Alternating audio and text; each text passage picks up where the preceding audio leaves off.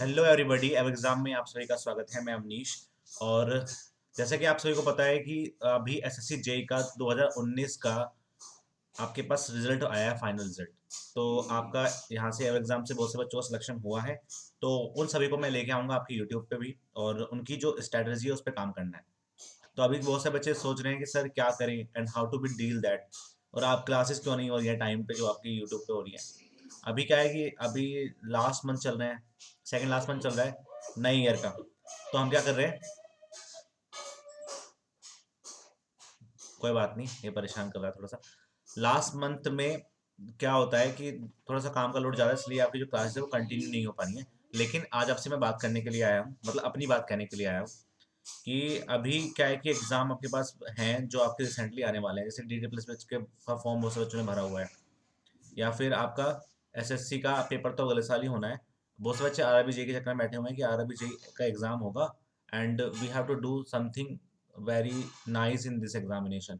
तो अभी मैं बताना चाहता हूँ कि इसमें है ना कोई भी क्लियरिटी नहीं है। बहुत सारे लोग वीडियो बना भी रहे हैं कि आरआरबी जेई की वैकेंसी आएगी, वो आएगी, पर अभी तक कोई भी नोटिफिकेशन नहीं आया है। ना ही, क्योंकि अभी क्या हुआ है कि रेलवे रिक्रूटमेंट बोर्ड की वजह से जो बच्चे एनटीपीसी वाले थे उनका भी रिजल्ट उन्होंने आया, रिजल्ट जो आया उसमें जो हुआ है, जो जो भी दंगे हुए हैं, ठीक है, लोग ऐसा बता रहे हैं कि उसमें बहुत सारी पटरियां टूट गई हैं, दैट्स थिंग ओनली। तो उसकी वजह से थोड़ा सा डिले और कर दिया इन्होंने। और तो ये बता रहे हैं कि जो वैकेंसीज आने, जो मेरे पास रिपोर्ट है मैं आपको वो रिपोर्ट दूंगा कि जो वैकेंसीज आने वाली हैं वो 2022 में नहीं आएंगी, 2023 में आएंगी, या तो लास्ट में आएंगी, उससे पहले तो नहीं आने वाली, क्योंकि आपको पता ही है कि इलेक्शन से पहले ही सब चीज़ें होती हैं। दूसरा, आपको ये भी समझना है कि अब वाले टाइम में कि how to be study and how to be focus on the study. ठीक है, कि हम अपनी स्टडी पे फोकस कैसे करें। बहुत सारे बच्चे बच्चे पूछते हैं कि सर स्टडी पे फोकस कैसे किया जाए। तो मैं आपको ये बताना चाहूँगा कि ना कंसिस्टेंसी ना बहुत बड़ी की होती है। यदि आप अपना सुबह उठ के मुझे क्या करना है पूरे दिन में, यदि आपका ये टाइम टेबल नहीं पता होगा, तो आपका बहुत सारा टाइम तो सुबह इसी में जाएगा, इसी में जाएगा कि सर मैं करूँ क्या। ठीक है, तो सबसे पहला काम तो आपको ये करना है कि अपना जो टाइम टेबल है उसको रात को ही बना के सोइए। और बहुत सारे बच्चे पूछते हैं कि सर एक सब्जेक्ट पढ़े या बहुत सारे सब्जेक्ट पढ़े। तो मैं आपको बताना चाहूंगा कि जो सब्जेक्ट की बात चल रहे हैं, जो सब्जेक्ट की बात चल रहे हैं, सब्जेक्ट का करना है नहीं करना है, it is depend on the person. जैसे मैं जब पढ़ता था तो मैंने स्टार्टिंग में पर सब्जेक्ट को कंप्लीट किया, लेकिन जैसे ही एग्ज़ाम का एक महीना आने वाला था तो मैंने क्या किया, मैंने फिर सब्जेक्ट को ऐसे पढ़ा कि एक दिन में 5-5 सब्जेक्ट को कवर किया। 2-2 घंटे हर सब्जेक्ट को पढ़ा। उससे क्या होता है कि रिवीजन भी होगा, और जो चीज़ें आपकी जो चीज़ें आप भूल जाते हो बार-बार, वो चीज़ें आपको याद रहेंगी, क्योंकि सिविल इंजीनियरिंग हार्ड नहीं है, लेकिन बहुत लेंथी है। ये आपको समझना पड़ेगा, क्योंकि हमें पढ़ाने में ही बहुत सारी चीज़ें फेस करनी पड़ती होगी, तो आपको सब पढ़ना पड़ेगा, आपको सब रिगेन करनी पड़ेंगी चीज़ें। मान लो कि मैं आपको 16-10 बार पढ़ा चुका हूँ, तो फिर भी यदि क्वेश्चंस नहीं आएंगे तो मुझे सोचना पड़ेगा। तो इसलिए है कि रिवीजन इज की आपको एक साल के अंदर एग्जाम निकालना है, तो आपको ना ये करना पड़ेगा कि रिवीजन बहुत ज़्यादा करना पड़ेगा। सुबह उठ के अपना टाइम टेबल बनाइए कि मुझे ना ये काम करना है एंड अकॉर्डिंग टू सिलेबस। पहले यदि आप एक एग्जाम पे फोकस कर नहीं करना चाहते हैं तो आप एक काम करिए, आप यूपीपीएससी ए का सिलेबस उठाइए। ठीक है, उसके हिसाब से एक जर्नल इंजन की जो हम बात करते हैं उसको कवर कीजिए। जो हम करते हैं, जैसे क्या, जो आईएएस वाले बच्चे होते हैं, जो गेट वाले बच्चे होते हैं, वो हर जगह क्यों आपको मिलते हैं? वो इसलिए मिलते हैं क्योंकि जो वो पढ़ते हैं ना, उन सभी को कवर करके ही आपके छोटे छोटे एग्जाम बनते हैं। यदि उनके कॉन्सेप्ट के लिए होंगे तो वो रट भी लेंगे चीज़ों को, ये भी आपको समझनी पड़ेंगी।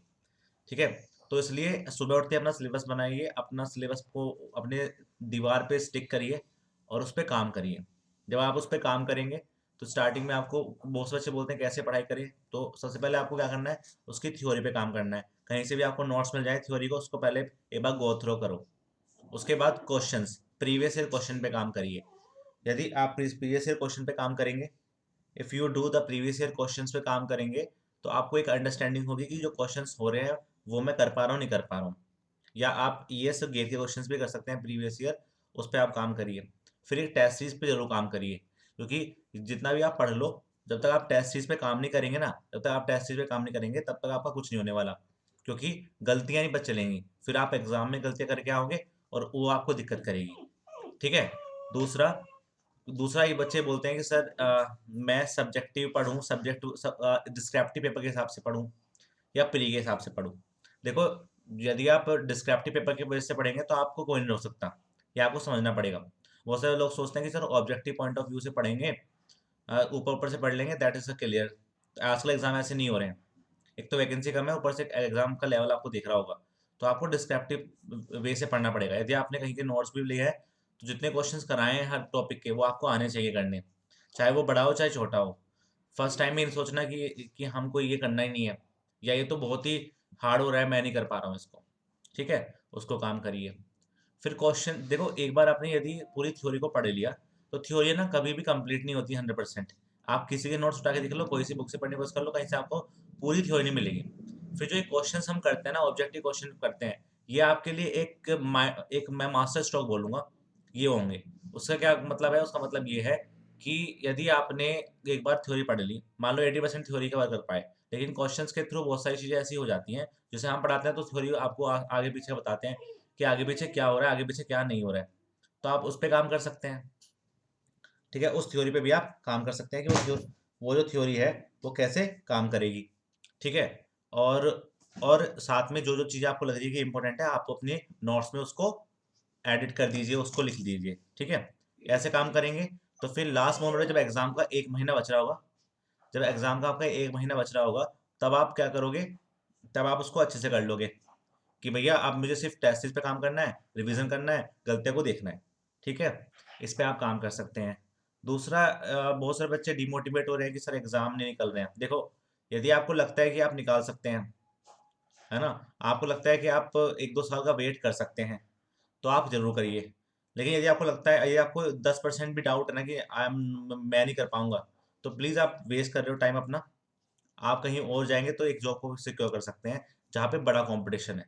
ठीक है, तो ये चीज़ मैं ये चीज़ भी कहना चाहूँगा कि बहुत सारे बच्चे पूछते हैं मुझसे। दूसरा कि कौन सी बुक से पढ़ें, क्या से पढ़ें। देखो, यदि मैं क्वेश्चन प्रैक्टिस की बात करूँ, ऑब्जेक्टिव क्वेश्चन प्रैक्टिस की बात करूँ, तो बाजार में बहुत सारी बुक मिल जाएंगी आपको। लेकिन आपको ना स्टैंडर्ड बुक्स पे पहले काम करना है। ठीक है, आप स्टैंडर्ड बुक कैसे पढ़ेंगे एक साल के अंदर सारी सारी? ये तो बोल देते हैं सबकी स्टैंडर्ड बुक पढ़िए। तो आप है ना, या तो मैंने जो नोट्स बना रखे हैं वो सभी बुक से मिलकर बना रखे हैं। ठीक है, या फिर आप किसी भी कोचिंग का मटेरियल उठा सकते हैं, वहां से अपने साइड सारे क्वेश्चन, साइड से जो थ्योरी है उसको कवर करिए। फिर क्वेश्चंस के लिए आप बुक एक सोर्स से काम नहीं चलेगा। आप सोच रहे हो कि मैं एक बुक पढ़ लूंगा, उसको 10 बार रिवाइज रिवाइज कर लूंगा, यहाँ पे ऑब्जेक्टिव पॉइंट ऑफ व्यू पे वो काम नहीं चल पाएगा, क्योंकि यहाँ पे ना क्वेश्चन ऐसे आ जाते हैं जो बहुत ज़्यादा थियोरटिकल होंगे। तो आपको मल्टीपल सोर्स पे काम करना पड़ेगा, आपको ऑनलाइन वेबसाइट से भी पढ़ना पड़ेगा, आपको बुक से पढ़ना पड़ेगा, आपको प्रीवियस से काम पे काम करना पड़ेगा। तो जो मैं जो क्वेश्चन कराता हूँ आपको यूट्यूब पे, वो इन सभी का मिक्सचर होता है। डिफरेंट टाइप की वेबसाइट्स, प्रीवियस से क्वेश्चंस, खुद अपने बनाए हुए क्वेश्चंस, खुद आपके अपने बनाए हुए क्वेश्चंस होते हैं, और खुद ऐसे होते हैं जो जो आपके आईएएस के प्रीवियस होते हैं, उन पे आप काम कर सकते हैं। ठीक है, अभी क्या है कि अभी मैं आज आज सैटरडे, आज मैं आपसे बात करने के लिए वीडियो बना रहा हूँ। मंडे से मैं आपका रेगुलरली स्टार्ट करूंगा। मैंने ना बहुत कोशिश करी है यूट्यूब पे कि बच्चों को ना थ्योरी पे थोड़ा सा फोकस कराया जाऊँ, कि उनको पढ़ाऊँ। लेकिन यहाँ पे ना बच्चे इंटरेस्टेड नहीं है, जैसा मैं आपको बता रहा हूँ, वो थ्योरी पढ़ने के लिए बिल्कुल इंटरेस्टेड नहीं है। मैंने कई बार कोशिश भी की कि उनको एक बार क्विक रिवीजन क्लास करा दूँ, अच्छे आते हैं, फिर चले जाते हैं। फिर उससे मास्टर को भी डिमोटिवेशन फील होता है कि बालकन ऐसे क्यों कर रहे हैं। तो फिर क्वेश्चन प्रैक्टिस पे जाते हैं। हमने स्टार्टिंग से, मैं आपको 1-1.5 साल से क्वेश्चन प्रैक्टिस ही करवा रहा हूँ, है ना, और जितने क्वेश्चंस मैंने आपको क्वेश्चन प्रैक्टिस में करवाए हैं, शायद वो बहुत ज़्यादा है। ठीक है, और इसीलिए मैं, मेरी जो क्लासेस है उसमें डिसकंटिन्यूटी का मेन कारण यही है कि आपका सपोर्ट। ठीक है, यदि आप सपोर्ट अच्छे से करेंगे तो I have to do the something better ना। अब मान लो कि मैं अपना 1-2-3 घंटा खराब करूंगा इस चीज़ में। खराब की बात यह है कि एक होता है कि हाँ, कि आप मुझे मोटिवेट कर रहे हैं कि सर हाँ अच्छा करिए, और हम आपको सपोर्ट करेंगे। और फिर क्या होता है, फिर आता है आपके पास, इसलिए इसलिए आपका आता है जो पेड कोर्स होते हैं, उसका मेन कंसर्न यही होता है। पेड कोर्स क्यों आते हैं? पेड कोर्स इसलिए आते हैं क्योंकि वहाँ पे बच्चा पैसे दे के आया है और वो पढ़ाई पढ़ाई करने ही आया है। यूट्यूब पे बच्चे क्या आते हैं, आज पढ़ लिया कल नहीं पढ़ेंगे, ऐसा काम कर लेते हैं। तो इसलिए डिसकंटिन्यूटी का मेन कारण भी यही है। एक तो टाइम की कमी है, उसके बाद दूसरा जो कारण है वो ये है। तो यदि आप सपोर्ट करेंगे तो I have to do something better. दूसरा, टेस्टेज आपकी, बहुत से बच्चे बोले सर टेस्ट बनाइए, अपनी अपनी जो टेस्टेज थी वो सबसे बेस्ट थी एसएससी के टाइम पे भी, जब हमने स्टार्ट किया था। बीच में बिल्कुल ब्रेक डाउन हुआ, बीच में बिल्कुल आई नहीं आपकी टेस्ट सीरीज। तो अब जो आपकी टेस्ट सीरीज है वो आने वाली है। हम अगले हफ्ते से ही स्टार्ट कर देंगे टेस्ट सीरीज। और आप उनको परचेज कर सकते हैं और वहां से आप पढ़ सकते हैं। ठीक है, तो ये बात समझ लीजिए कि भाई जो हम आपके लिए कर रहे हैं ना, उसका मेन कंसर्न पैसा नहीं है। समझ लो इस बात को। आप भी कहीं ना कहीं कोचिंग पढ़े होंगे, जितना जितना सस्ता हम आपको पढ़ा देते हैं इतना तो कोई नहीं पढ़ा पाएगा। यदि आप किसी यदि आप किसी एक वीडियो के लिए भी जाएंगे ना, सर्वर की कॉस्ट का पता करेंगे, तो आपको पूरा खेल समझ में आ जाएगा कि एक सर्वर जो जितने भी बड़े बड़े इंस्टीट्यूट होते हैं वो सर्वर का खर्चा उठाते हैं। ठीक है, उनकी यदि एक बच्चा 1,000 बार एक वीडियो को देखेगा ना, 1,000 बार मतलब ये बोलो कि 1,000 बच्चे यदि एक वीडियो को 2 बार देखेंगे, तो एक वीडियो का खर्चा 4,000 का आता है। तो आप उससे आइडिया लगा सकते हैं कि कितना खर्चा हो सकता है। ठीक है, तो अब ऐसा नहीं है कि अभी प्राइस आपको कम मिल रहा है तो ज़्यादा मिल जाएगा। जब आप कॉलेज में पढ़े होंगे, जब आप स्कूल में पढ़े होंगे, आपने इससे ज़्यादा पे किया होगा। ठीक है, तो ये मैं आपकी जेन्युइन टॉक है, मैं आपसे नहीं बोल रहा हूँ कि हाँ आप इसमें भी रोते रहते हो। वो बात सच है कि बच्चे इसमें भी रोते रहते हैं, जबकि वो इससे ज़्यादा जो खर्चा है ना, वो अपने नेट का रिचार्ज करने में लगा देते हैं। पर पढ़ने के नाम पे वो ये बोलेंगे कि सर वो वैलिडिटी बढ़ा दो, सर सर वो कर दो, सर वो कर दो। And that is not the genuine thing. ठीक है, क्योंकि जब मैं किसी काम हम भी किसी काम के लिए कर रहे हैं, तो हम भी ये लेके चलेंगे ना कि हम लॉस में ना जाए। सिंपल बात समझ रहे हो? तो ये चीज़ आप ध्यान रखिए। इसलिए मैं तो बिल्कुल फ्रैंक बोलता हूँ, मुझे कोई डर नहीं है इस चीज़ का, ना अपने इंस्टीट्यूट से, ना अपनी टेक्निकल टीम से। जो सच है मैं आपको बता रहा हूँ, क्योंकि टेक्निकल टीम जितना सपोर्ट हमारी करती है, चाहे शायद कल को यदि मैं किसी बड़े इंस्टीट्यूट को ज्वाइन करूँ तो वहाँ ना कर पाऊँ इतना सब कुछ। और बड़े इंस्टीट्यूट मुझे इसलिए ले भी ना, कि इन्होंने बहुत लॉस करा है हमारा। ठीक है, तो ये चीज़ों का मुझे बताना था। आप मुझे सजेशन दे सकते हैं। मैं अभी क्या कर रहा हूँ, अभी मेरा जो मेन जो टारगेट है ना, फैब में जो टारगेट है, क्योंकि जनवरी तो गया अब जो फैब में टारगेट है वो यही है कि आपको 2 क्लासेस प्रोवाइड की जाए रोजाना। ठीक है, या मटी मतलब ये है कि क्वांटिटी पे काम ना किया जाए, क्वालिटी पे काम किया जाए। अभी क्वांटिटी पे काम ना किया जाए, क्वालिटी पे काम किया जाए, क्योंकि टाइम है अभी एग्जाम में। जैसे टाइम पास में आएगा तो फिर मॉक टेस्ट लगाएंगे। तो जिन जो टॉपिक ऐसे होते हैं जहाँ से क्वेश्चन बहुत ज़्यादा बनते हैं और एग्जाम में आते हैं, उन पे काम करेंगे। ठीक है, और जो क्लास है उसकी कंटिन्यूटी में ध्यान रखेंगे, जो कंटिन्यूटी है वो बनी रहे। बट हम आपका सपोर्ट चाहते हैं। यदि मैं पढ़ा रहा हूँ, अभी सोलह सर भी आपको ज्वाइन करेंगे अप्रैल से, अब वैभव सर पढ़ा रहे हैं आपको, तो सब पीछे यही चाहते हैं ना कि वी आर द बेस्ट। और हम बेस्ट हैं तो वो दिखने चाहिए ना। अब हमारे यहाँ के बच्चे की 75 रैंक आई है। ठीक है, सिविल को मिला है, एक बच्चे की 2 रैंक भी आई है। ठीक है, उसका भी अब इंटरव्यू आने वाला है साथ में। तो ये जो रैंक आई है, ये कोई ऐसा तो नहीं कि हमने खरीद ली है, वो बच्चे खुद बता रहे हैं। ठीक है, अब यदि हम उसका प्रचार नहीं कर रहे हैं, अभी अभी कोई और कोचिंग होता उसके रैंक आ जाते, तो इतना बड़ा चढ़ा के बताते कि यार हमारे यहाँ के बच्चों ने तो इतना तीर मार दिए। तो एक जेन्युइन थिंग आप समझ सकते हैं कि जो हम कर रहे हैं वो आपके लिए कर रहे हैं। आप यदि भद्दे कमेंट करेंगे, फालतू के कमेंट करेंगे, यार ये कि वो हो गया है सर, पैसा कमाने पे लग गए हैं। ठीक है, तो यदि मुझे बिजनेस ही करना होता ना, तो मैं एजुकेशन को सस्ता नहीं करता कभी भी। ठीक है, मेरा अपना ये मानना है। क्योंकि फ्री के चक्कर में ना आदमियों की हालत खराब हो जाती है, लोगों की हालत खराब हो जाती है, और लोग है ना किस तवज्जो नहीं देते। मान लो मैं आपको सिंपल एग्जांपल देता हूँ। पकाऊंगा नहीं, बहुत सारे लोग सोच रहे होंगे सर पका रहे हैं फालतू में, भैया नहीं बात कर जाएगा आदमी। मेरी बात ना करता, मैं आपसे बात कर रहा हूँ, जो देख रहे हैं ना मुझे, आपसे बात कर रहा हूँ। लेकिन सच यही है, जो आपको बता रहा हूँ, पकाने की वाली बात नहीं है। कि यदि मैं आपको पढ़ा रहा हूँ, मान लो कि मैं DD+P के बच्चों को पढ़ा रहा हूँ। ठीक है, या मैं यूपीएससी के बच्चों को पढ़ा रहा हूँ। अब मैंने आपको 80% सिलेबस पूरा करा दिया, तो वो बच्चे बोलेंगे सर सिलेबस पूरा नहीं करवाया। तो फिर वो बच्चा बोलेगा तो फीस भी तो सस्ती थी उनकी। तो मतलब ये है कि हम कॉम्प्रोमाइज़ कर रहे हैं चीज़ों से, ऐसा कुछ नहीं है। जितना जितना लोगों को हमने भी सिखाया है, हो सकता है कि उन्होंने थोड़ा सा बेटर सिखाया हो आपको। बहुत से बच्चे ऐसे भी हैं जो बड़े बड़े कोचिंग पढ़ के भी आने के बाद भी यहीं पढ़े हैं दोबारा भी, और फिर सिलेक्शन लिए हैं, वहाँ सिलेक्शन नहीं हो पाए इनके। तो ये बात तो आप भूल जाओ कि ऐसा भी कभी होता है।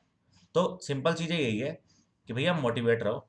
यदि आपको जे बनना है, यदि आपको ए बनना है, तो अपनी आदत के अंदर लाओ उस चीज़ को। रो मत सबके सामने कि सर ये तो हो ही नहीं रहा, सर ये तो हो ही नहीं रहा। यदि यदि जिंदगी में जो मोटिवेशन होता है ना, जो आपका आपका एक ईगो है, पॉजिटिव ईगो है जो हम बोलते हैं इसको, वो दिखना चाहिए सामने कि मैं क्रैक कर सकता हूँ तो कर सकता हूँ, मुझे कोई रोक नहीं पाएगा। चाहे मेरे पास टाइम की कमी हो, चाहे मैं जॉब कर रहा हूँ, चाहे मैं कुछ कर रहा हूँ, मैं करूँगा तो करूँगा। मैं अपने लिए कर रहा हूँ, किसी और के लिए नहीं कर रहा हूँ। ठीक है, बहुत से लोग सोचते हैं कि हम दूसरे के लिए कर रहे हैं। आप वो दूसरों को बेवकूफ़ बना रहे हैं, अपने आप भी बेवकूफ़ बन रहे हैं। अपने लिए कर रहे हैं, यदि आप चाहते हैं करना तो करो, नहीं चाहते तो फिर कहीं और लग जाओ, जहाँ जो में जिसमें आपका इंटरेस्ट है उसमें काम करो, क्योंकि टाइम खराब मत करो, टाइम बहुत बड़ी चीज़ है। ठीक है, चलो यही चीज़ है, इनको आप ध्यान रखेंगे। फिर फिर मिलता हूँ मैं आपको नेक्स्ट क्लास में। आपको बस यही दे रहा था कि अभी से अपनी प्रिपरेशन स्टार्ट करिए। थोड़ी ठंड पड़ रही है, बच्चे पढ़ नहीं रहे हैं, सोच रहे हैं कि अगले अगले महीने से पढ़ेंगे जब थोड़ी सर्दी कम हो जाएगी। बेटा टाइम निकल जाता है ऐसे ही, ठीक है, टाइम आपका निकल जाएगा। और फिर आपको को ये लगेगा कि सर टाइम निकल गया तो अब क्या करें। ठीक है, अब क्या करें। ओके, अब हम क्या करें तो इसको अभी से अपने अपने टाइम को बना के चलिए और चीज़ों को मैनेज करके चलिए, और जो हमसे हेल्प होगी हम आपके लिए करेंगे। कोई सजेशन आप देना चाहेंगे तो आप कमेंट सेक्शन में लिख सकते हैं, हम उस पर जरूर गौर करेंगे, और हमको अच्छा लगेगा तो हम उसको इम्प्लीमेंट भी करेंगे। ठीक है, मिलते हैं नेक्स्ट क्लास में, तब तक के लिए बाय बाय, जय हिंद, जय भारत।